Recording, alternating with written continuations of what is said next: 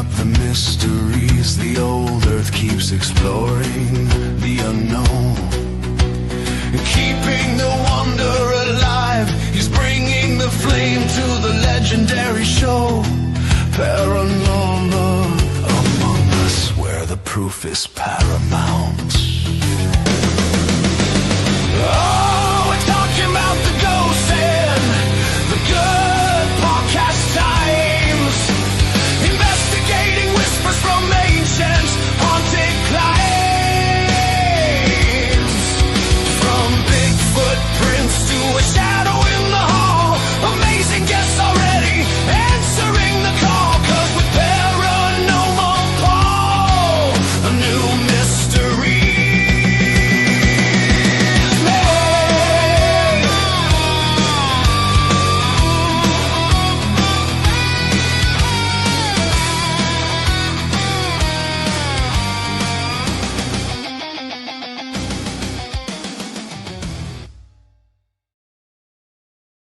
Hey guys, happy Wednesday. Boy, I'm really burnt out on this. Hang on one second here.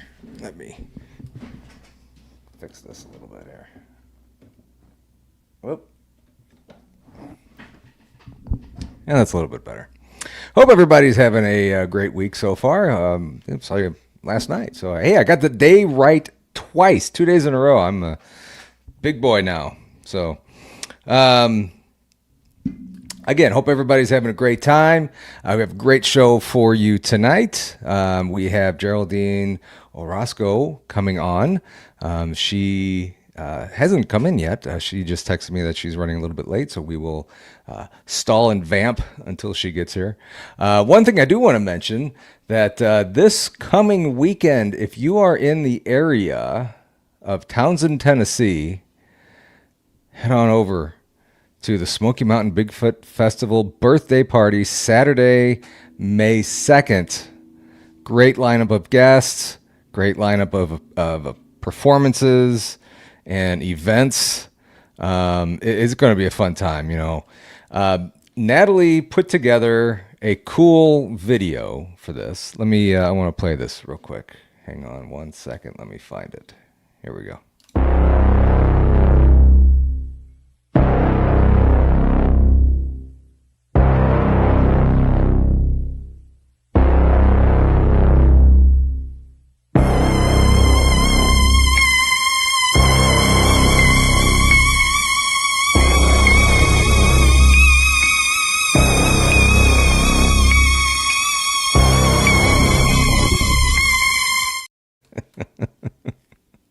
It's going to be fun. So the way it's going to work is the girls, Blondes and Booze, are going to be there. They have a booth. Relic Films is going to be there. They have a booth. Paranormal 411 are going to be there. They also have a booth. I'm not sure what other podcasters are going to be there. But Brian Bowden and I do not have a booth. She's having, Geraldine just texted me, having camera issues. We will, hold on. Okay, hang on one second.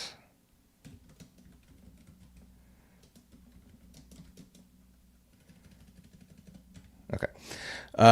So she said she's having camera issues. She's working on it. We'll hopefully get her here in just a second. So those guys all have booths. I'm not sure if any other podcasters are going to be there, but Sir Brian Bowden and I do not have a booth. So you know what that means. We are going to be roaming the grounds. I'm going to have my cell phone in hand. I will have my microphones in hand. And we will be speaking to the public. Oh, yeah. It's going to be fun. It's going to be scary. Hopefully we don't get kicked out of there.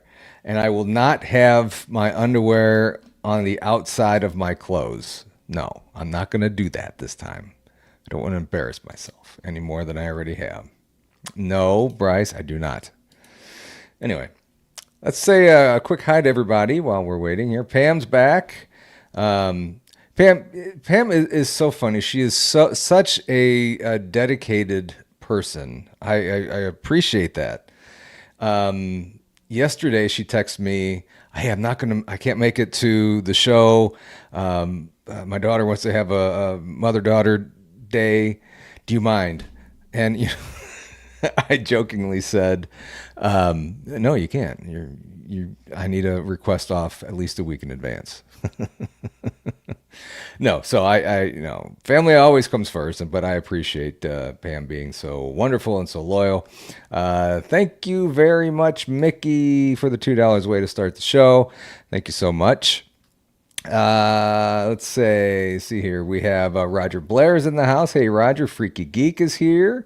Pops, what's up, Gary? Good to see you. Miss Natalie Smearman's here. How you doing, Nat?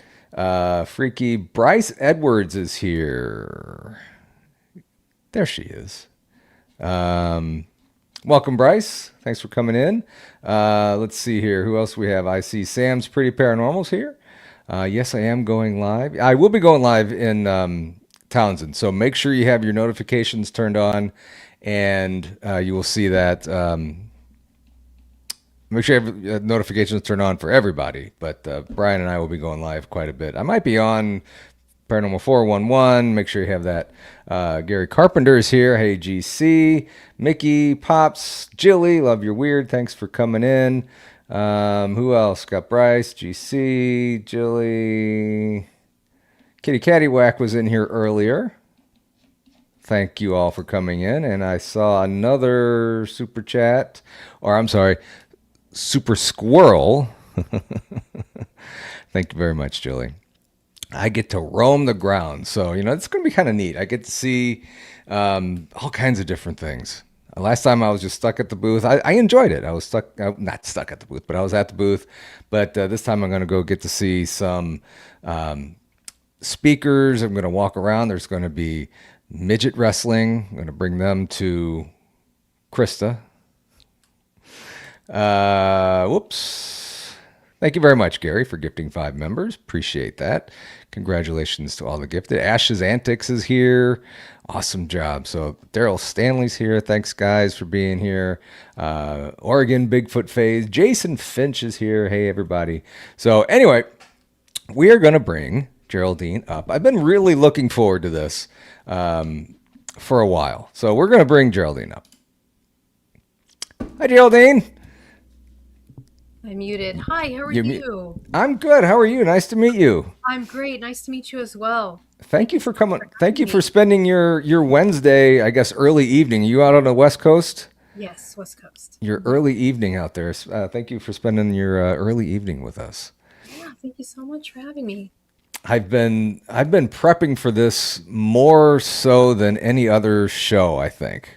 Oh, wow. That's amazing. And, one of the things that, I don't know if worried is the right phrase or whatever, but I was looking at your bio and everything. There are an awful lot of initials after your name. I forgot what all they are.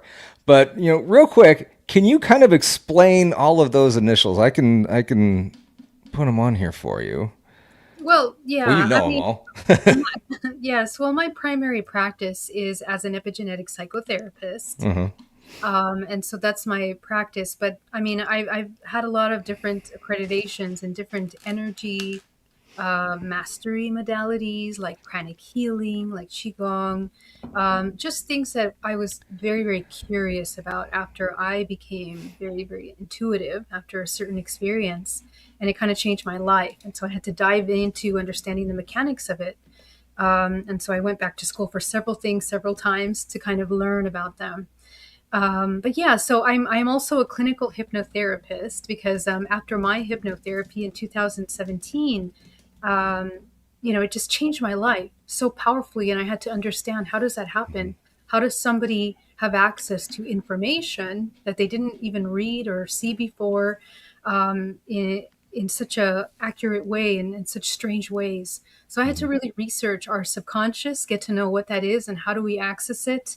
So just like that. So all of those modalities are just little things that I picked up along the way to support my understanding.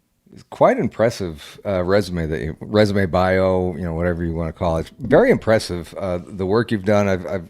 Guys, go check out her websites. You have 2 of them, GeraldineOrozco.com and then Hybrid Mother.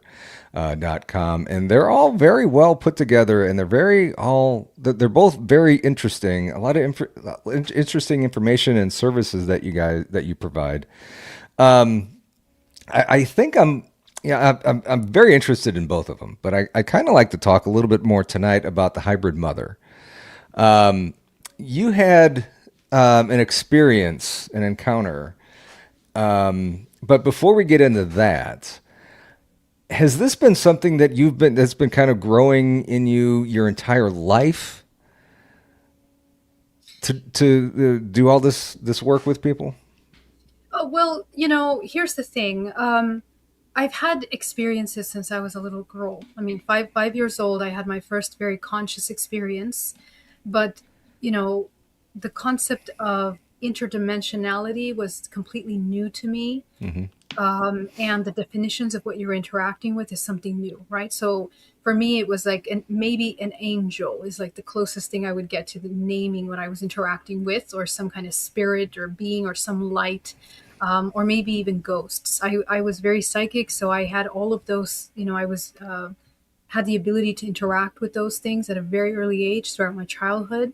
I come from a very spiritual family, so I grew up meditating, and so all of these things are kind of in the back end. My first book was really, about like past lives and things like that. So these things were like innately something that I was interested in. But it really wasn't until 2017, really after my hypnotherapy, that I even connected the dots between the beings that I was seeing and the fact that these are what we tend to call aliens, are actually interdimensional consciousness that we interact with in dream state. And so I went to research what that was all about. So to answer your question, yes and no. Yes in one way, but not in the way that I was going to understand it later. And so I talk about ET contact more as interdimensional contact. That's really what I call it. Talk a little bit about growing up and having these experiences. I mean, you said your family was very spiritual and stuff, and was this like all second nature to them, or how are they reacting to you seeing these these spirits or whatever? It's really not something that we talked about. It's my parents. We grew up in a family that was like very. My dad would take us to museums every weekend. We would go out in nature. We would read. They would read a lot of books. My dad eats books. Like he just, he's a library. And they went through researching many different kinds of religions when I grew up. So, I got a taste of Hinduism, Buddhism, Zen, Zoroastrian. I mean, you name it. We just grew up having this exposure to all of this. And so, but for some reason, we didn't really talk about those experiences too much. It wasn't until 2013 when I had my conscious experience at the next day, or the Saturday after it happened to me. I told them, and I was so shocked to hear my dad respond very casually and say, "Oh yeah, those things happen. It's natural." And we have contact, and they shared some of their contact experience. My grandmother was like seeing UFOs all the time in South America, so it shocked me because it was so far out of my awareness. But I didn't realize that, a lot of people experience these things, and it's not so rare as we might. Tell us a little bit about that experience. Yeah, so in 2013, I went into a really deep retreat. I was meditating for about 4 months, and I would meditate some days about 9 hours a day. Just the purpose was to kind of deprogram all of my conditioning. I was going into my traumas, family traumas, ancestral traumas, and it kind of led me to this point in which I was questioning really the root of those constructs. Like, where do our conditions come from, our conditioning? And it took me down a rabbit hole of my ancestral lineage. And it took me into another kind of lineage that was not just human, it was interdimensional, which was strange to me because it never occurred to me that there was something behind that. And one evening in October of 2013, I have this experience where this white light enters my room, and these 6 beings that are 7 foot tall, they look like gray type beings, 6 of them are coming out of this kind of light craft of some kind, of some conscious craft. And basically, they interact with me. They remove all emotions from my body. I'm terrified, and from one second to the next, I'm hearing telepathically calm, and everything just leaves my body. I'm just completely calm, and I'm being brought on board the craft. And the craft is a conscious technology, something you've never, not even in the most amazing films, have I seen this kind of technology. Mm-hmm. But yeah, it's a very long story, but I'm taken on board this craft, and I actually see my aunt on board the craft, and I'll tell you about that later. But um, she was there unconscious, and she was walking amongst these beings. And then they introduce me, and they provide all kinds of information to me through this alien language. I'm taken to the planet Maya, which is a planet of the Pleiadian constellation. Mm-hmm. And I'm also shown children that are a combination of my genetics and their genetics. So very strange little beings. And I was trying to rake my head, trying to realize, when did I have these experiences? When did I have these children? And Right. all the memories started to rush back to me of other experiences that I've had. So you're seeing these kids, and all of a sudden it's coming to you that these are yours. Yes, yes. It was just, it's a telepathic imprint Okay. understanding. And as soon as I make eye contact with these little kids, one of them, which was this beautiful little blonde young girl that I had a reoccurring dream as a child between the ages of 7 and 10. Like it was a constant dream, just the Mm-hmm. same thing over and over again. It was a white light, my mother coming from the white light, holding the little girl, presenting her to me. And I thought maybe this is going to be sister later on, or maybe it's going to be my child in the future. That's the extent of what I thought. Right. But when I recognized her there in the group of these 4 kids, it shocked me. And immediately they recognized me, I recognized them. And the memories of having not only procedures to give them life, but also just interacting with them in other occasions came back to me. And then they were just removed, simply removed from my space. So I was confused, and I was thinking, what's my role? What am I supposed to do with Mm-hmm. this information? And they basically showed me the universe and the construct of our reality down to the molecular level, to explain to me how we are interconnected and there's no separation, and just really complex concepts of how we interact with these beings on a whole nother level. And so it Mm-hmm. changed my life because, a couple days later, this happened on a Friday night. I slept the whole day, Saturday, Sunday. I called my parents. I told them what happened. And then the next day I'm back at work, and my first meditation client is there, and I can just see her body, just everything. I can see not only her organs in her body, but her emotions, energy, light. And it just opened up this kind of extensive sensitivity. And it was so strong that I was like listening to my neighbors having conversations that live like 3 houses down from mine. So it took like several months after that to kind of integrate that process. And for me, that was my proof, because to be honest, even I thought, this is a fantastic dream. It's not really something Yeah. real. If it wasn't for the activation of those psychic abilities, I myself would not believe or understand what was happening. So yeah, it Wow. changed my life. And you had these abilities, not these exact abilities, but you had some kind of abilities before, and then Yeah. this, and then all of a sudden, like a light bulb turned on, and like this is almost your path now Yes, in but life. it took many years to get to that even that thinking, because for many years I had a high end event planning company, and I was engaged at the time. My partner and my family were like, "Don't talk about this. People are going to think you're crazy. You're going to discredit yourself, ruin your reputation." Right. So I wouldn't talk about it until later. Yes. Luckily, you did. I mean, who knows what would have happened if you didn't do that? I mean, From everything that I've seen, you're very successful at doing this, and you seem very good at doing this. What it is you do. I'm glad you didn't listen to him. Yeah, well, it wasn't really a push, you know. It was actually after the hypnotherapy in which I was downloaded massive amounts of information about the Hmm. origin of humanity. And when I saw that, you just, when you see truth at such a level, you understand the value of these experiences. It's not just a cool thing that happens to you. There's a very profound reason behind why we need to be aware of these kinds of interdimensional experiences, because Hmm. we are living multiple lives simultaneously, and our life here on earth, it's directed by a lot of these experiences. Our subconscious mind plays a tremendous role in our creative potential.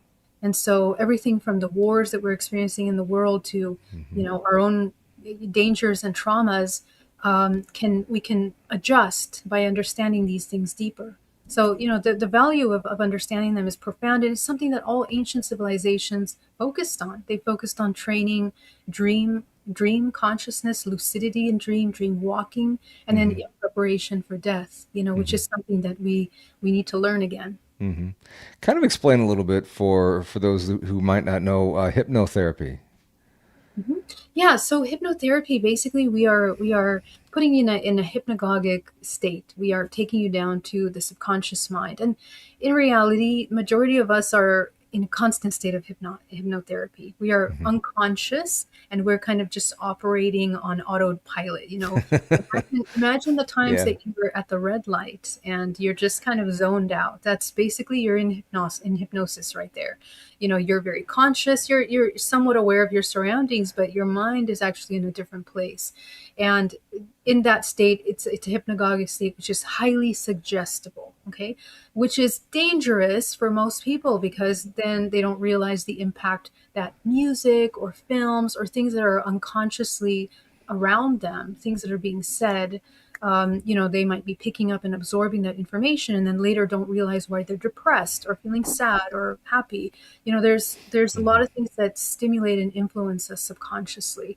So in hypnotherapy, I am intentionally taking you into that, in a very, you know, kind of organized way, for you to access certain parts of your subconscious so that you can change and shift incrementally parts of yourself that you need, and understand deeper.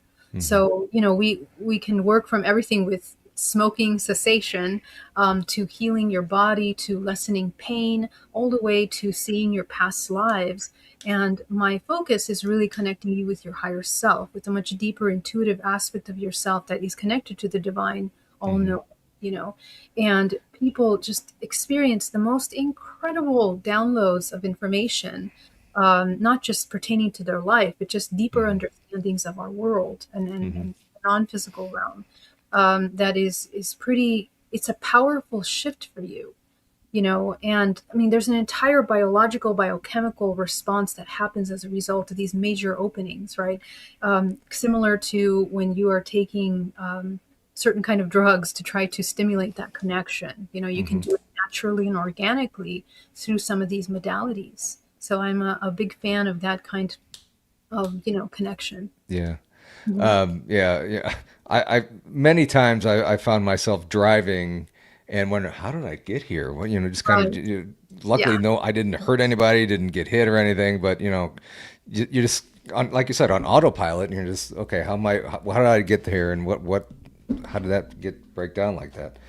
Mhm. You mentioned kind of breaking down, getting into people's past lives. Um, I'm trying to figure out a way to ask this question that doesn't make me sound stupid. Um, do you get many people that have really, really interesting, odd past lives or something? And what are their reactions when they discover what these past lives were? It is so amazing, beyond any kind of fantasy film you've ever seen, the kind of Hmm. things that we access, you know, in these sessions. I mean, um, everything from being energy or being a planet. Last week I had a student that was he was a sun for a solar system. And the experience Really? that it is to be a sun. Okay, can you imagine that? And I mean, just the level of consciousness that this sun is existing, and the whole purpose of its life as a sun is to understand its interconnectivity with all these other solar systems. And it's super interesting. I mean, and then of Yeah. course there's, regular, lives like farmers and Cleopatra, things like these archetypes. I call them archetypes, really, that we kind of cycle through. Um, and I think like the main thing to kind of understand from this is that we are living simultaneous. Time is not linear. It's a spherical thing, model. We are existing wherever we are aware. That's where our creative potential is. But we're literally connected to millions of other lives that we're Mhm. simultaneously living, learning from, experiencing, and they're all interconnected. That's the incredible thing about it. You can experience a life on Mars and at the same time have same kind of karmic dramas that you're experiencing in this life. And that's the whole point. The point is to access those kinds of blockages and release them. So yeah, so I mean, there's a plethora of examples, but it is just amazing. And I think what is the most fascinating to me is the depth of the kind of information that they share. Yeah. Both like they tap into like crazy mathematics, crazy physics, crazy astrophysics, Hmm. information that this hotel cleaner would not have any access to, like never read a book of biology or anything, or physics or anything like that, and then can channel this massive amount of information. So it's fascinating. I just can't imagine, breaking down somebody's past lives and getting, oh yeah, you were a sun in a constellation or wherever, and I mean that would just blow my mind. Yes. Holy cow! Yes, and I think that kind of blowing your mind is so important for humanity because we get so stuck in the matrix of our own life. We get so stuck in the construct of our reality. We take it as real. We're Hmm. stuck in our suffering and our traumas, and we think that's it. But we are so complex, so multidimensional, and our potential for creation is so vast. Majority of everyday human doesn't even have an understanding of a tenth of that. It takes me to the memory of the film Lucy, which I talk a lot about because that film is so fantastic in showing a very real aspect of the human, that we're barely operating on just a small decimal of our brain power, of our potential. Hmm. And when the human learns how to grow gray matter in the brain through meditation and develops this conductivity, actually has the potential to access infinite libraries of memory, which is a bioelectrical function. And so, we have access to these bioelectrical systems if you understand how to use your body to access and tap into these libraries. Right.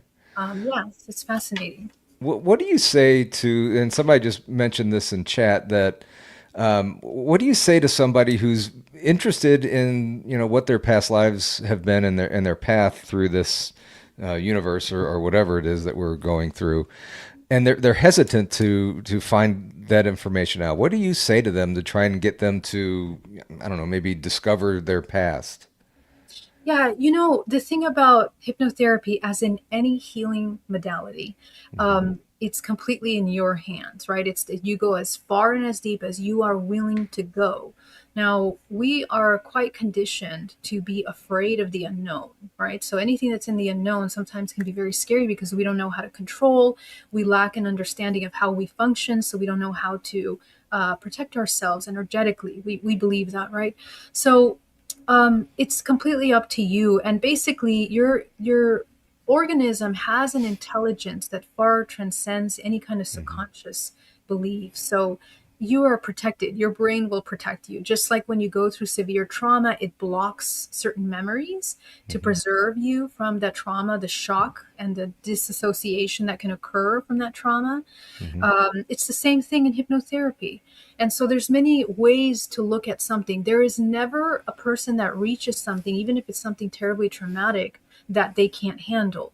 But there's always different ways to work with that. For example, if it's something traumatic and they start to feel it in the body, because sometimes we can feel it in the body, you just imagine that you're watching a screen and you watch everything that's happening on the screen. You're not feeling anything, you're not identifying with what's happening. And immediately you can just get the information that's necessary from that memory. But what I found in like the 12 years of working with so many people at this point is that we really don't access any memory that isn't extremely valuable to our ascension or our evolution or healing in some way. So even though it might seem traumatic, we just have to gently guide through those layers. And I prep my students a lot in how to work with energetic hygiene and emotional Hmm. regulation, so Hmm. they handle that. But it's a very safe environment for the experiencer, basically. And they get this through Hybrid Mother, your website? Both. Yeah. Both. So Okay. Hybrid Mother is focused on interdimensional contact experiencers, but they can access that service through either of my websites. Yeah. Okay. So, kind of getting back to the Hybrid Mother website, how can someone, tell the difference from what they might think is their imagination to an actual interdimensional contact with something? Yeah, so I mean, everything is going through your imagination because your imagination is basically the engine of all visual connection, Hmm. so into the non physical realm. So the thing is that the more the human aligns themselves and comes back into harmonic order, okay, so they connect more with nature, they align more with core values.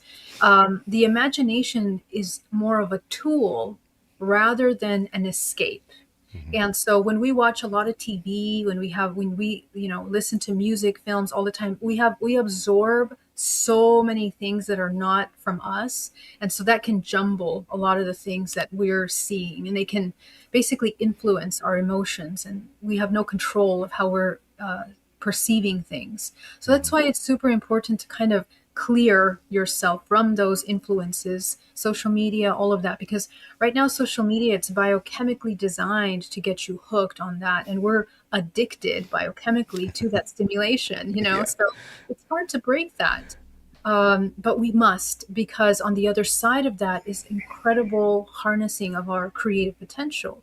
And Hmm. so we can redirect all of that chemicals that were being wasted in stimulation of non-creation, Hmm. right, into utilizing intuition and imagination in directing the non-physical realm, which actually is the majority of your body.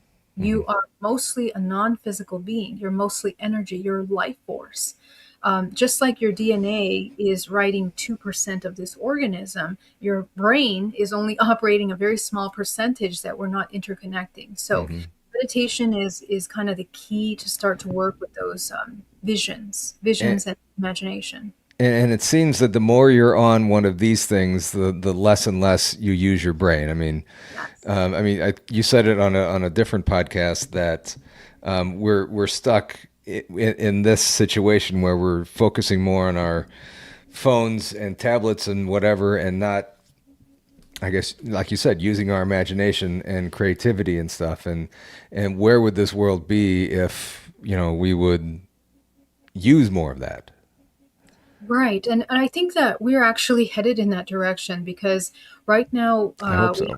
yes, I hope so too, in the right way, because right Hmm. now we have AI that is really just at the beginning stages of completely changing our reality.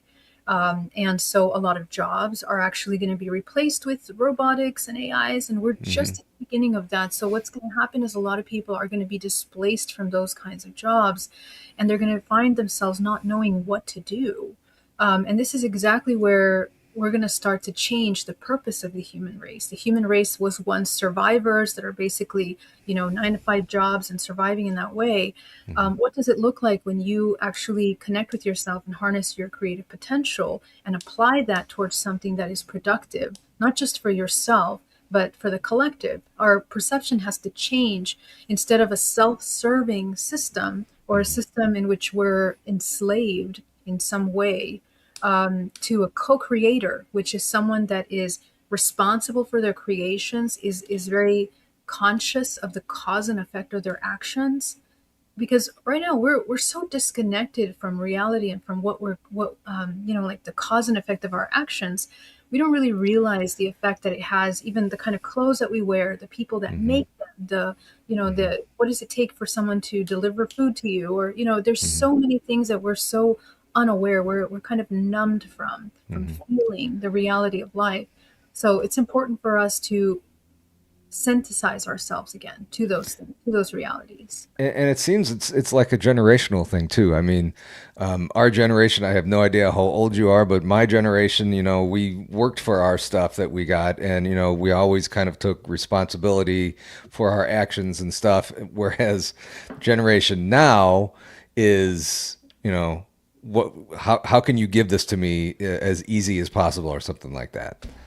Yeah, it's an instant gratification. Right. Yeah. So that's because we've been biochemically hijacked to Hmm. seek out dopamine and all these Hmm. chemicals that feel good immediately. Um, and it's a trick because we long term end up extremely unhappy and extremely feeling empty and unfulfilled. So we have to kind of stop the brakes because we have an entire human race and generations that are growing up glued to technology. And that's a change in our DNA, by the way, because it's rewiring epigenetically how we respond to our environment. Hmm. So what I've been shown is that humanity is going to be split in two different directions. One that we're going to be becoming transhumanists, and another one in which we're super connected to natural order.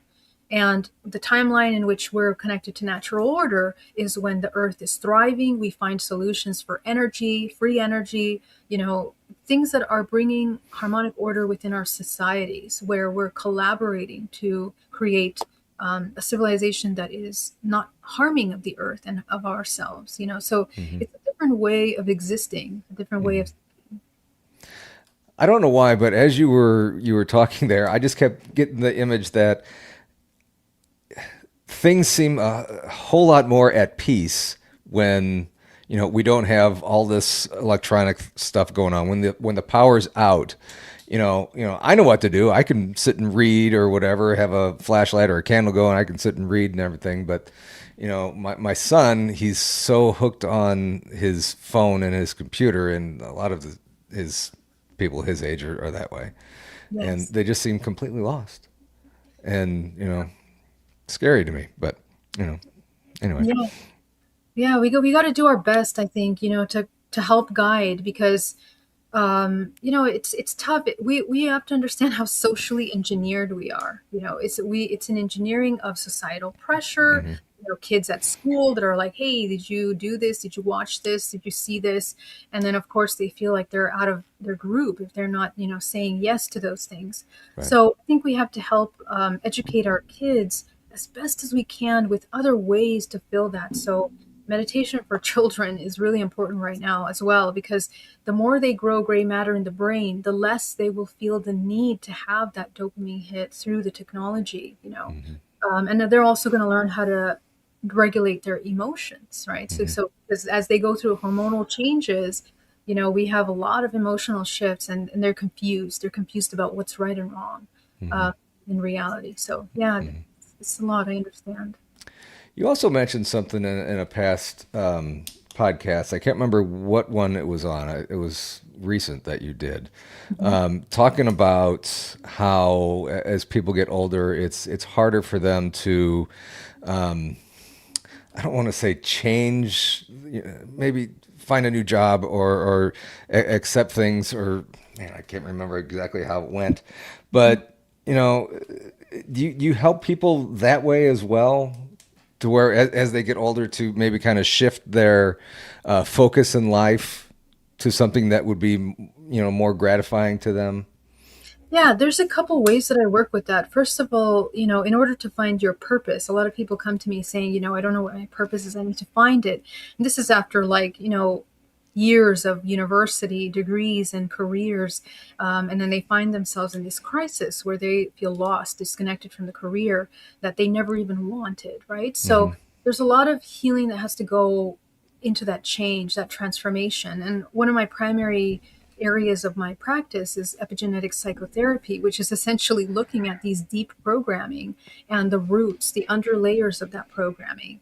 And so working in deep programming, a lot of these belief systems that got you to believe that you wanted this original life that is mostly to please parents. Again, this social engineering construct of following along with the things that we believe are right, that are going to help us succeed in life. It's an illusion, something that breaks eventually.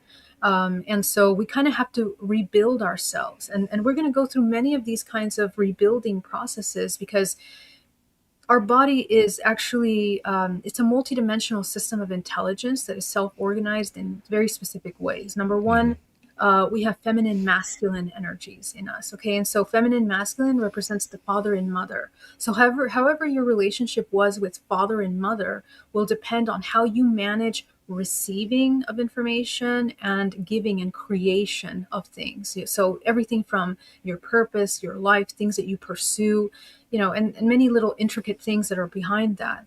But our perception of reality is essentially skewed because these are imbalanced within us. So we have to bring them back into a balanced way. And what do I mean by balance? A more holistic perspective. Really, there is no right and wrong in any way of being. It's just understanding what is the most life-giving, what is more healing, what is more integrative of your whole self. So that's my work with epigenetic psychotherapy, is essentially find what are those programs that you have that are repeated patterns of your ancestral lineage, because majority of our blocks, our confusion, our disconnect from knowing what we want, what we like, what we need is our ancestors over and over never having the opportunity to even access that information. So we have that literally, it's encoded in our nervous system. So we have to identify that and replace it with a new understanding. And this is essentially how you activate DNA. People talk about activation of DNA. What is it? It's expanding your library of perception, your library of emotional bandwidth. Most of us are experts in suffering, fear, anxiety, but many few of us are experts in peace and harmony. Like we kind of know it, but we don't sustain it long enough, and it's entire restructuring of our system because we are light, we are energy, and it creates very complex pathways of life force in the body. So the human body is actually a toroidal energy system. And when it's blocked, it's moving really, really slowly. So our creative potential is super limited. When you clean up those limiting beliefs, literally you become bioelectrical. You become, what is it called? Instead of centrifugal, which is the depletion, you become centripetal, right? Which is the gathering of that life force, which then allows you to become magnetic and attracting things that are in alignment with you. And so this kind of change, healing, shifting, this is what's necessary for people to find their purpose or what they like and come into alignment with that kind of work. That's When I saw that and heard you just now, that just rang volumes to me, and it really hit me hard when I first heard it. Actually, earlier tonight. I spent most of my life not really doing a job that I wanted to do, and for reasons I'm not going to get into, but I often wondered what breaking all this stuff down, where that would lead me. And that you just made me kind of blew my mind with that, and I appreciate you saying that, and it's just I think that was just incredible, and I'd love to break me down and get to the root of where I'm going here. Yeah, that's amazing. And I think, thank you for that. I think at the core, what we want to develop is the 0 point. What is the 0 point? The 0 point is the non-judgmental observer. Why? Because from the non-judgmental observer, you have infinite potential. Right. So, our bodies it's such a complex, beautiful system of intelligence that is, it's an architecture that many ancient civilizations have talked about it. All of these scriptures about what we are, how our bodies function, all of those has been hidden. They've been kind of tossed out from religion systems and also in our sciences, our biology. So these are things that you learn when you go within and you Hmm. begin to observe your body. This is how I discovered it myself in those times of meditation, and also after I became activated by seeing other people's body, how they function, and also seeing my own energetically. I learned a lot. And these abilities that I have are not rare. We all have them. And Hmm. actually, it's essential that we develop them. The more I get into, doing this, this podcast, getting into this, paranormal world, if you will, the more I'm hearing that from, dozens of people now that, we all have these abilities. And I wholeheartedly agree. It's just that, we're not all opening these abilities up to their full potential. Maybe we don't know how, maybe we just, don't know that we have them. But yeah, I mean, that's to me, and I know a few people in chat know this too, that, things are starting to open up and I'm completely enjoying this. So it's just a wonderful journey, I think. Yes. So I have your links in the show notes in the show, and your YouTube channel. Talk a little bit about your YouTube channel, about what all you do on there, and I think that channel can help out a lot of people. Because someone Sam mentioned on here, I think we all could need. I'll need some sessions with you. So talk a little bit about your YouTube channel here. Yeah, so my YouTube channel, I deep dive and I'm chatting with you for hours. Actually, a lot of my videos are like 2, 3 hours long, but I go really deep into the intricacies of this construct essentially. And so if you want to learn how to meditate, I have a lot of 30-day challenges that you can do. And it's like daily meditation prompts and teaching you about the mechanics of all of this. And it's a free resource. You can dive into that. A lot of my students are researching my videos for years before they work with me, and we Mm-hmm. deep dive into some of those things when they're ready. So yeah, so you guys can access it at Geraldine Orozco on YouTube. Is that something that you recommend to check out the YouTube channel before they contact you? Yeah, you can, but if you don't need to, Hmm. two sessions that I offer is DNA reprogramming, which is what I talked about, the deprogramming part, and the other part is the hypnotherapy. Hmm. So DNA reprogramming is if you want to get to the root of your programs and emotional blockages, you want to clear those. It's a really deep shadow work that I teach you how to do, and I guide you through it. Hypnotherapy is when you're really ready to connect with your higher self and go deep. Sometimes some people have a hard time getting into hypnotherapy because they have a lot of conditioning. Actually, everybody can be hypnotized, but they just can't access all the information they want to get because sometimes we have limiting beliefs that need to be shifted. So Hmm. usually I would invite them to do DNA reprogramming first. So if you guys feel like you want to work with me, it's an honor. It's an honor to be here for you. GeraldineOrozco.com. There you go, Sam. And there was another a term that it's, I'm probably butchering this name. It's Qui-Gon? Qigong, Qigong. Okay, there you go. Explain that a little, because I've instantly read Qui-Gon. I'm thinking Star Wars and stuff, but explain that a little bit to me. Yes, yes. Well, can be similar to Star Wars, right? Because we're learning how to become Jedis, essentially. We're learning how to work with our life force and master our life force, basically. So in Qigong, it's just the art of learning how to balance your energy system in harmony with Earth systems, universal systems, energy systems. And it is a really, really powerful modality for healing the body, emotions, and really harnessing your life force. Okay, Hmm. so it's an art. It's a martial art. It's an aspect of martial art. The other form of that is Tai Chi, and so the whole idea is that you learn how to work with your energy system. I talk about the energy body as a toroidal field, and so we can have a lot of blocks in the field, and so you learn how to move them with movements of your hand and your body. You're moving that energy. The whole point is that you learn how to become a moving, conductive toroidal energy system, essentially. So it's like a lot of slow movements, a lot of mindfulness. It's also the development of your intuitive capacities, because eventually you are seeing the energy that you're moving through your system. So yeah, it's a beautiful modality. If you Very guys interesting. are interested in the martial arts, this is it's a beautiful martial art. Really?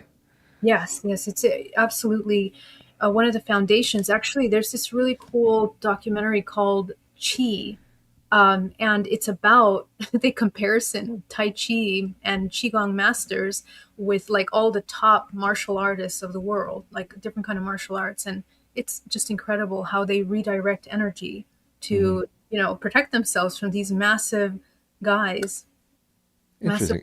And it's leaders. spelled Qigong, right? Yeah. Mhm. Okay, there it is. I'm going to put that in chat too, because that piqued my interest. I mean, Yes. what are I don't know if this is a dumb question or not, but meditation. You talk about meditating 9 hours a day when you're on retreat and stuff. Why is it so important to meditate? Yeah, so you gotta think of your mind. Your how much of your mind is so busy with all kinds of intrusive thoughts. You can't focus. Right now, we have a lot of psychological problems in humanity, like ADHD. You just can't focus on something. You have to be, you know, um, thinking of a million things at once, and so all your life force is it's dissolving. As I mentioned, it's centrifugal, it's bleeding from your body because your direction is everywhere. So for you to become productive, for you to heal your body, when you learn about energy, you realize the redirection and the wasting of that life force actually depletes longevity, and Hmm. it creates illnesses in the body. Not only mental illnesses, but physical illnesses. So the Hmm. whole point of meditation is to quiet the mind from all those things that are bleeding your life force and redirecting it into something more creative that is, um, to come into harmonic order, which is everything is working in harmony, and our body is like a puzzle piece. When the pieces are all messed up, nothing is working properly. But when you bring them back into order, the organs are processing emotions as they should. We have an endocrine system, which is the chakras of the body. These are not just cool pictures on the body. These are connected to your endocrine system. They process life force through the body. So we got to learn how to, flush out what doesn't belong. Hmm. Our bodies are like sponges. We're like absorbing everyone's traumas. Yeah. You talk to someone toxic at work, for example, and they dump on you their problems. So you got to learn how to deal with that, because that creates imbalanced life. So, short answer, it's the foundation of how you function. You need to learn how to meditate to learn how to function. Hmm. Yeah. This is just very interesting tonight. I mean, a lot of eye openers for me coming from you and listening to some of the podcasts that I've seen you on, and especially tonight. It's just an eye opener. I feel like I want to change things, and I want to start doing things differently now, and I hope people in chat are feeling the same way too. I mean, I feel a lot of what you're saying is, I know I'm asking the questions and you're talking to me, but I feel like a lot of it is directed at me. I can't sit still. My wife yells at me not yells at me all the time, but can you just sit still and relax? And I know I can't. I got to be doing something, and meditation and this would certainly help. Yeah, and I mean, meditation doesn't mean that you won't be moving, actually, because there's a misconception that we think that we're, gonna just torture ourselves and control ourselves in that way. But and eventually, you will kind of lessen the Hmm. unnecessary movements. Hmm. But actually, I teach something called active meditation, and we use a lot of our visualization to work proactively with the energy system. Hmm. I have ADHD. Okay, I've had ADHD all my life, so I've had to learn how to meditate even with ADHD. So a lot of my students that come to me and tell me I can't meditate, um, you can. You just have to learn how to direct your focus. So I learned from a very young age that saying I can't do something is yeah, completely wrong.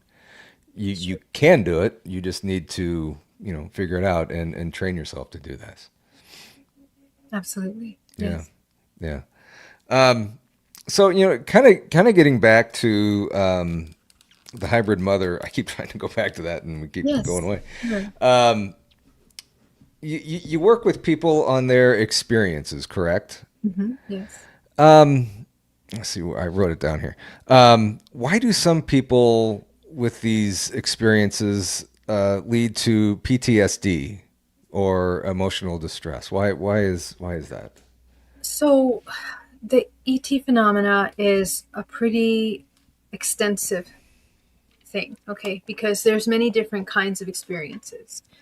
There's an entire phenomena of military linked experiences. Okay, so people that have had experiences being taken to underground bases, military abduction type of scenarios, things like this. Okay, and so there's various distinct elements of a contact experience that I can identify exactly what category that kind of experience would fall under. Okay. Other side of experiences are interdimensional experiences, which there's key things in those experiences which are very specific to interdimensional. You won't see anything that you see in the other department of experiences. Okay. So most of PTSD is usually coming from military involvement type experiences. Um, Chemically induced, so and also psychic manipulative experiences. Okay, so there is a potential in which some of these things are somehow inserted into the subconscious mind. Okay, so we need to observe how much manipulation plays a role in some of these experiences. However, overall, either of these individuals that are having these experiences, they need to learn to integrate, because even people that have high dimensional experiences with some angelic being, they can still experience PTSD because they don't understand what's happening. And the concept of interdimensionality can make you feel like you completely lose control because you're talking about intelligences that are so advanced, it's just intimidating, right? Hmm. So it's a process of integration. It's working very closely with the unknown, your fears, and usually there's a lot of other subconscious, other kinds of traumas and fears that are underlying before you even look at these contact experiences. So my job is to kind of figure out what kind of experience you're having. It has a lot to do with where you live. It has a lot to do with um, if you have a lot of military in your family. That's a whole nother department, actually. Hmm. And even the hybrid mother type of thing, kind of experience, the scenario of hybridization is also another compartment of these kinds of experiences. Hmm. So it's complex. There's many kinds, but we just have to change the way we see them and how we experience them. Do you do all this stuff online or Yes, is it all in person? everything is online, international. Actually, all of my students are from all around the world. So we meet on Zoom once a Hmm. month in my experiencer group at Hybrid Mother. But you can get like one-on-one hypnotherapy. And the reason why I offer hypnotherapy, because the purpose is to recover memories. A Hmm. lot of the times what causes PTSD is that you can't remember. You have a dream of someone injecting something in your neck and then you don't remember anything else, but it's a dream you can't shake. So hypnotherapy will help you go back to that kind of recover what's been happening there, what is, so you can make peace with those experiences. And it's the same with, higher interdimensional things. So there's different ways to work with it. Do you? I guess not. I mean, I was going to ask if you find it, a little bit more difficult to do this online as opposed to in person, but I would assume not. No, no. I mean, I've worked for years with people online from every part of the world that you can imagine. So, Hmm. absolutely not. Sometimes I feel it's better because we are so like connected, like me and you are here on the same screen connecting. And of course, I'm intuitive, so I can see everything about your energy body, you know, even if I'm a million miles away from you. Hmm. So there's no time and space when you enter these realms, there's no distance. Yeah, I mean, crazy. I mean, we talk about how the kids nowadays are so reliant on their devices and stuff, but yet Yeah, we're here doing this. I know. It's crazy. It's a weird balance and stuff. Actually, I just noticed a note that I took back at 48 minutes 50 seconds around that time. I heard a breath, a weird like exhale or inhale coming in and out. So I don't know if something. I'll have to go back and check that later So on. I don't know if weird. anybody else noticed that too. We get a lot of weird things coming through on here and stuff. So Interesting. it Yeah. is really kind of weird. Um, I mean, I wrote down some questions. I don't normally write down questions, but I was actually kind of nervous about this Oh, this well, show they're tonight. amazing questions so far. Do you get talk to a lot of people about missing time? Yes, And I guess through hypnotherapy, you try and get that missing time out of there. exactly. What is the connection between trauma and missing time or memory gaps? Yeah, definitely the number one area of trauma because you can't remember what happened, and sometimes some of these experiencers wake up with marks on their body, all kinds of things, as a result of these experiences. It's a complex topic because we are talking about entering into an interdimensional realm, but it Hmm. doesn't mean that there won't be a side effect on the body. What I tend to see, the majority of physical side effects of contact are usually having to do with psyops and military abduction type scenarios. Um, Sometimes people have experiences in their bloodline of MK Ultra and things like that, especially in America. We have a lot of that. So, it's definitely something that we want to work with missing time. And also, some missing time is induced chemically, right? So, something is injected and you can't remember. So, it's Right, a different way to go around that. right. In organic ET contact, interdimensional contact, it's different. Okay. It's not so much that they deliberately block your memory, it happens that you're entering into a different dimension and the body preserves itself when it enters into a different dimension and you haven't created and cultivated a body to sustain frequency in that dimension. Hmm. There will usually be a disassociation. So you won't remember and record everything that happens in that, but you will have it in your memory. So usually when we have like hypnotherapy, you can easily access everything that happened in those higher dimensions with these beings on Hmm. board craps or other planets, whatever you're experiencing. It's easily accessible. Hmm. So those are some things that I notice. Usually with MK Ultra, sometimes it takes like a many times to get to those under layers because what happens is through trauma there's a fractalization that occurs, Hmm. and then a lot of these experiences are compartmentalized, so we kind of have to dig a little deeper to get into them. But yeah, but what I notice is hand in hand, trauma resolution, trauma healing is parallel to the healing of these experiences. Hmm. So yeah. What would you say are some of the risks doing hypnotherapy with people, contactees or experiencers? Yeah. Well, the way that I work with my students is I have them make a very specific list of what they want to access, what they're curious of, what they're accessing. So it's really a collaborative effort to get the answers that they want, in this session, from the most highest neutral perspective.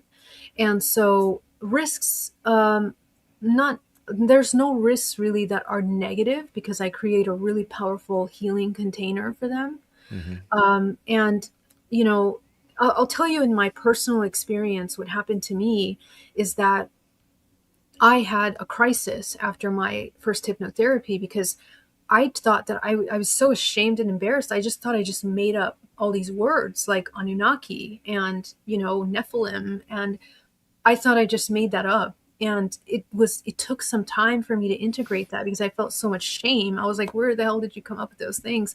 And it wasn't until later going into research that I began to realize that all the things I was channeling were things that had been researched, millions of books on the topic and, well understood things. So I think the thing is the integration process from these experiences, because we have such low self-worth, because we need validation of our information, because we don't trust our intuition. Sometimes when we access these incredible expansive states of consciousness, it's hard to integrate them and to understand that they are you, they're a part of you, so that, to me, that's really the toughest part. And it's parallel to cultivation of self-love, because again, most of humanity doesn't understand their potential. We don't understand how much information we can access. So it's a healing process. That's why to have a therapist that understands contact experience and also deep shadow work is, it's really important for this kind of work if you're an experiencer, because an average psychologist that specializes in hypnotherapy probably won't have the understanding if they have never experienced an ET experiencer. And I know this because I'm part of the, Hypnosis Association, and I'm seeing on the blog, on Facebook, they're always posting, anybody work with somebody that had ET experiences, right? Because some therapists have no idea. So it has to be kind of handled with care, Hmm. because what happens is if it's an experienced person, you create a field of such sensitivity. The person is in a hypnagogic state. They're super suggestible. If your therapist hears something that they've never heard and they're scared, you're going to be scared too, Right. and they're not going to know how to guide you out of it. So you have to learn a lot about energy mastery, energy healing, to create a container that is safe. So this is something that's is actually really important to talk about. So, Hmm. question. Very interesting stuff. Somebody had a question earlier. Let me see if I can find it. Oh, here's one. Do you offer services for young teens with meditations or anything? Absolutely, my favorite to work with. I have tons of little kids around the world that I work with, and it is such beautiful, amazing work. They both do hypnotherapy and DNA reprogramming, but my favorite work with them is DNA reprogramming, because think of if you were 7 years old and you had a traumatic experience, somebody guided you in how to integrate from that experience. You can course correct in that way, to create a really strong foundation of an identity, a sense of self, a sense of self love. So, yeah, so you guys can check out my website. I also have cosmicchild.com, which is specialized in teaching children meditation and advanced energetics, psychoenergetics, basically. Hmm. So, yeah. Do you find that working with children or teens, as opposed to adults, they're more receptive to meditation and change and the help that you can provide? It is so beautiful. I mean, for sometimes with adults, we have so much trauma, so much conditioning, and we haven't felt love, for example, in years, that it's Hmm. hard for them to tap into that. It takes many layers to kind of feel love again. With a child, it's like it's innate, and it's not just a feeling. It's like it's not just conceptual, it's like an embodied understanding of love. And kids have that innately accessible to them. But many few of us work with our children to help guide them in feeling or connecting with that part of them. So it's really nice to work with them. They can access and deprogram things immediately. Their wisdom is just pretty beautiful, pretty amazing. Hmm. Do you ever get a client that is, I don't want to say is such a difficult case or whatever, but something that's a little bit more difficult for you to work with, and then you finally break it down and you see so much success from this client? And do you ever get that? Yes, I have hundreds of really amazing transformations and students that have changed their lives completely with this work. Um, I mean, I have worked with everything from murderers, rapists, people that have been in severe family abuse, not only caused the harm, but also received the harm. So I think one of the most powerful lessons of my work is to understand that, there is no good and bad. Everything is a cause and effect, and that in our society, we lack so much support support and so much connection that it's very easy for us to get lost and to cause harm, not only to ourselves, but others.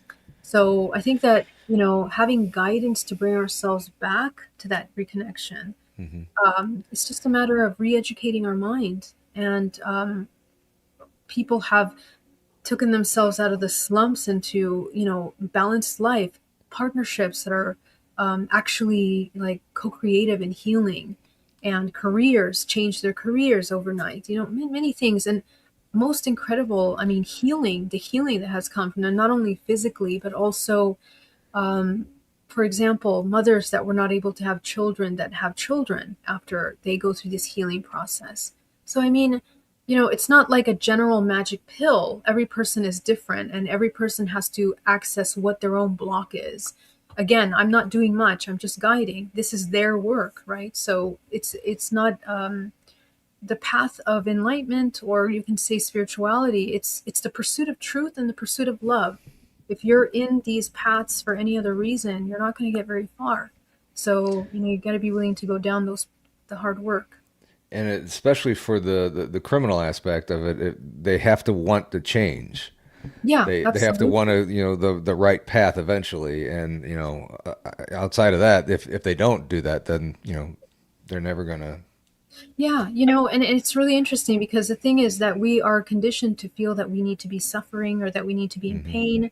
And a lot of these people that are criminals, for example, they have a lifetime of suffering. They don't know anything but that. They have no idea of anything but that.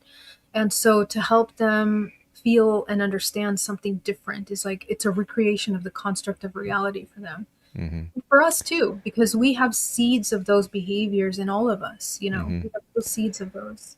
It almost, I know a couple ex-criminals, former criminals that just can't seem to get it right. It almost seems like they don't know how to live outside of Yeah, behind bars. sure. And it's awesome. I wish there was more of you around that can help these people, improve their life and improve society. Yeah, exactly. I think that the Reformation is something that I hope that we, end up doing in our society, because the countries that have included psychological support for criminals and for people that are recovering from jail and spending time in these, life situations, they haven't had fathers, they haven't had mothers. I mean, the entire system of family is just destroyed. Of course, we're going to experience that, So, as you say, it's something that we have to recondition and teach. And honestly, the majority of humanity, because the funny thing is, like, the same fear that that criminal had, it's the same fear that the mom has, with the child and the family. They have such low sense of worth. They have no feeling that they have any value to the world. They feel that they are unworthy of life and happiness. So again, we have to, as a society, as a community, and as an individual, hopefully be an example of that, of self-love continuously. That I think that is the most powerful healing, is to be an example in your society as best as possible, help your kids reach that understanding as well. And that's got to be a fantastic feeling, especially, helping, kids and stuff and even adults, find their path, but helping somebody get back on the right track in life, that has to make you feel fantastic. That's all this work that you've gone through is worth it. Yes, of course, absolutely. Very fulfilling. But I think the exciting part is like the moment that someone realizes their potential, and that all of a sudden they realize they didn't have to be suffering, or they didn't have to be so hopeless.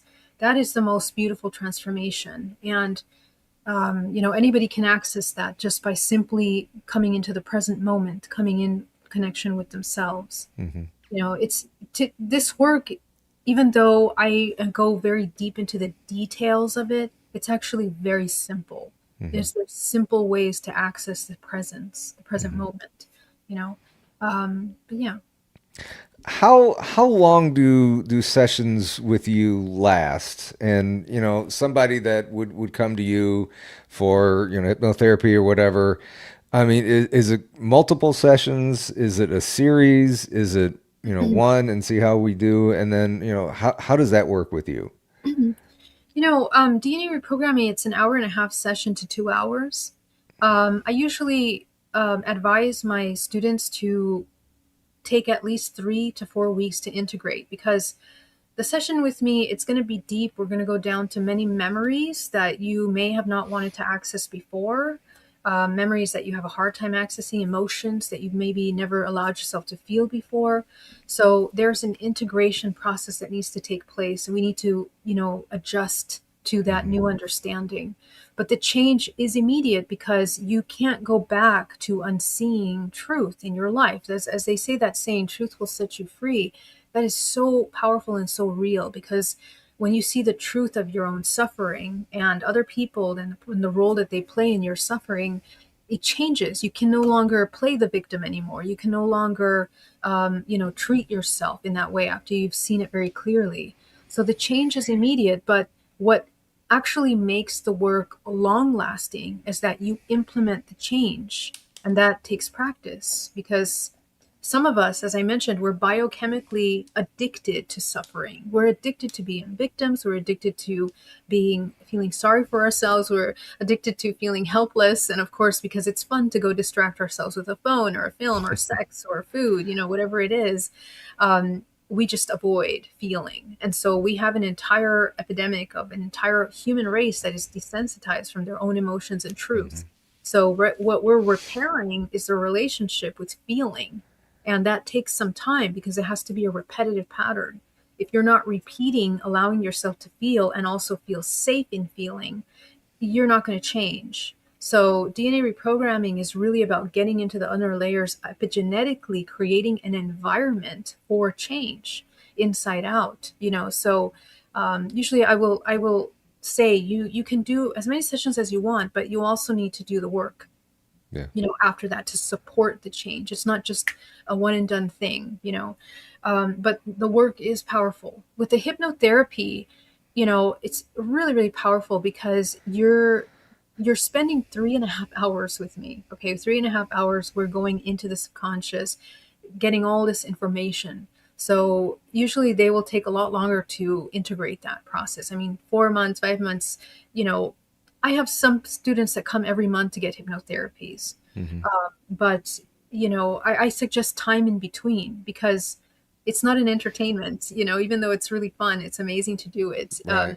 It's deep work. And so we have to make sense of this work. We have to integrate that, heal from it. I used to be a personal trainer, and I kind of think this is somewhat along the same lines as what you do.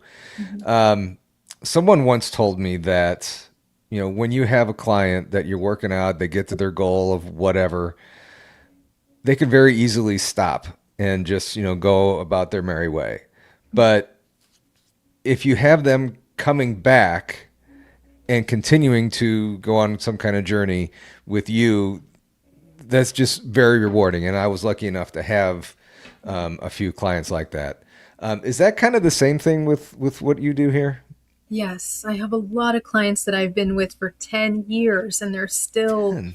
yes, they're still working. We're still, because my kind of work is not like, it's not like just a quick psychic reading.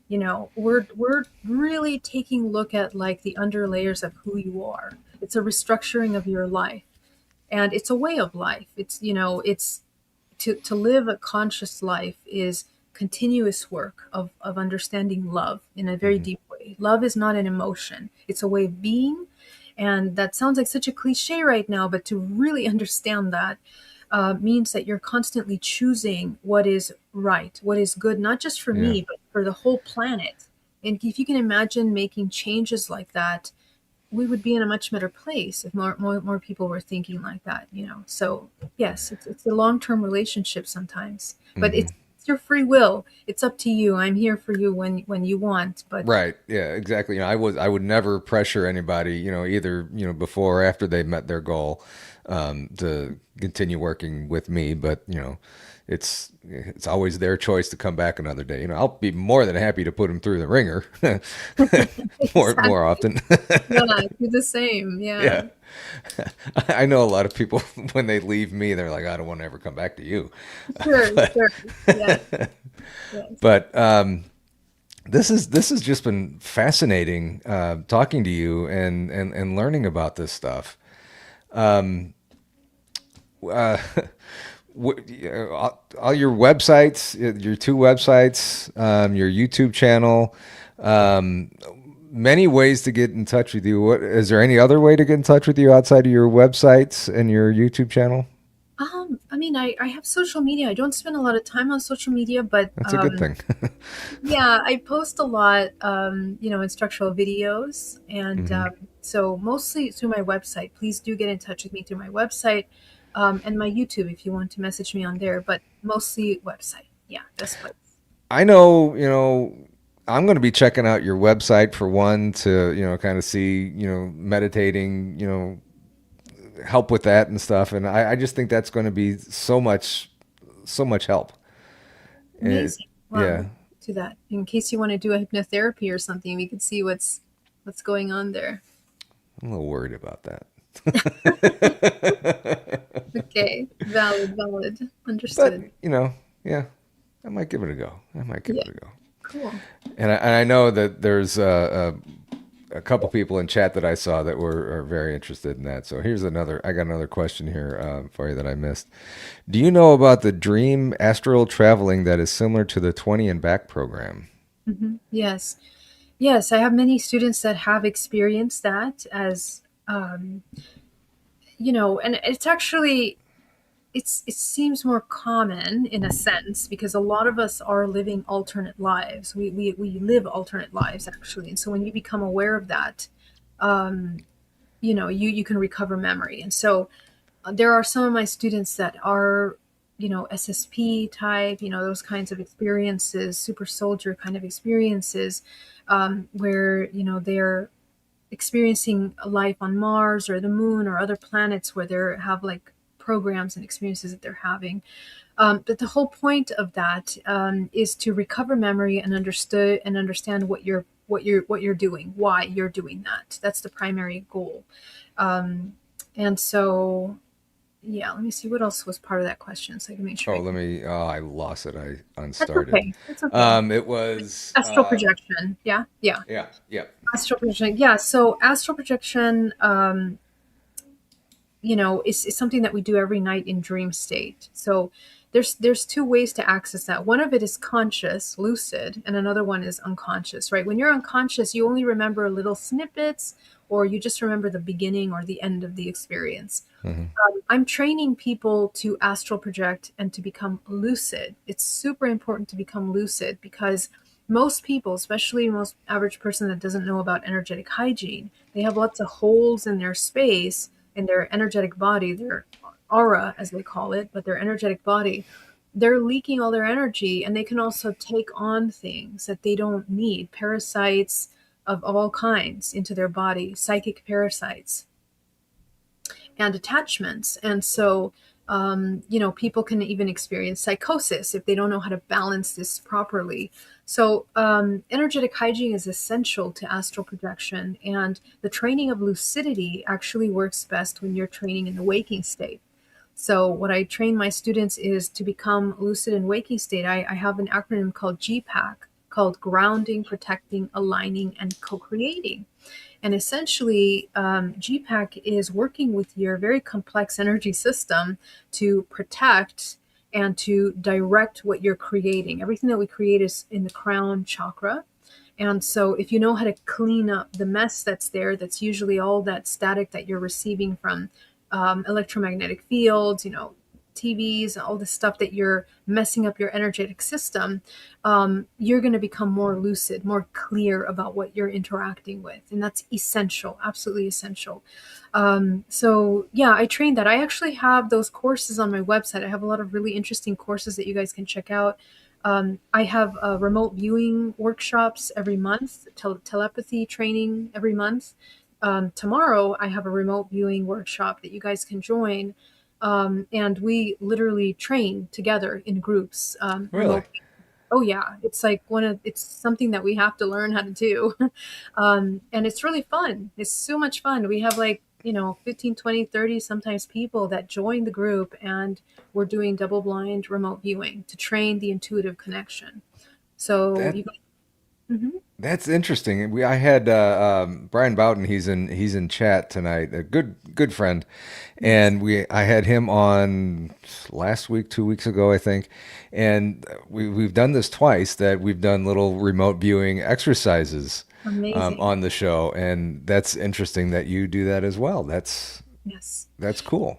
Yeah, so I think one of the things we haven't really talked about is that right now we're entering into a new era. Okay, this is like the year one of a new era, and essentially, what is accelerating is our ability to access multidimensional capacity. So from now until 2037, the human is going to be very different, the human experience. So we need to train intuition, discernment, telepathic communication, because the future of communication for the human race is telepathy.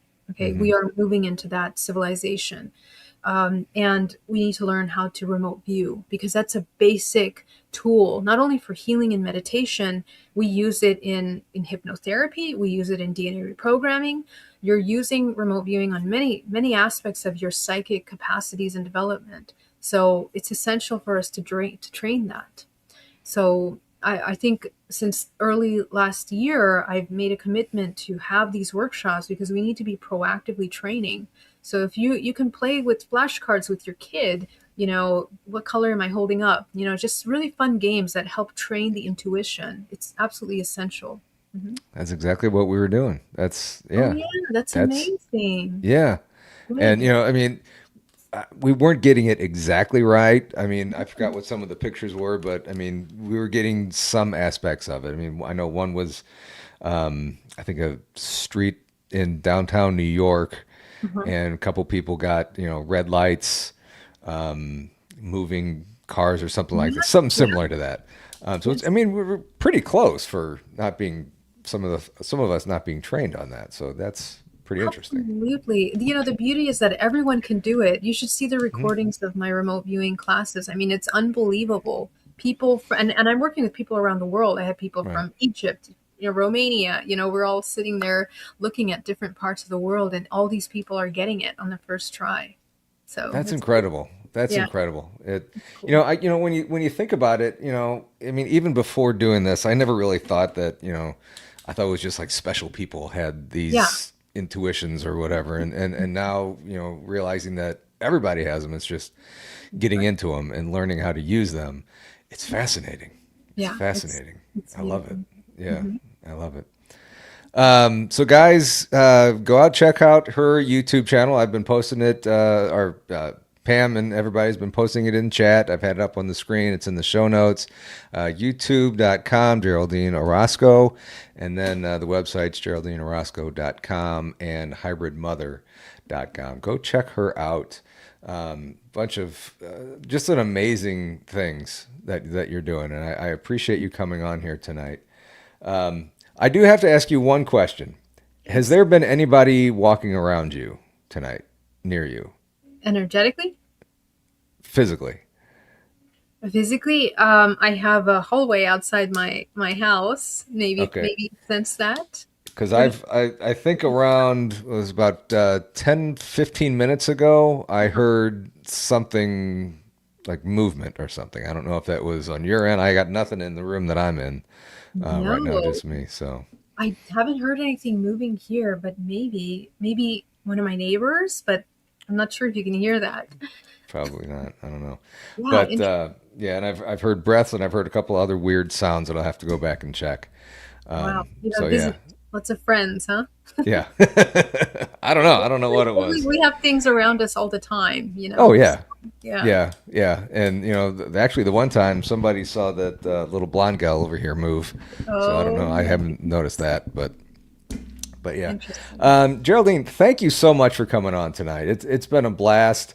I have to admit, I was really nervous about this one, but it has been a blast, and I've learned so much, and I appreciate you coming on.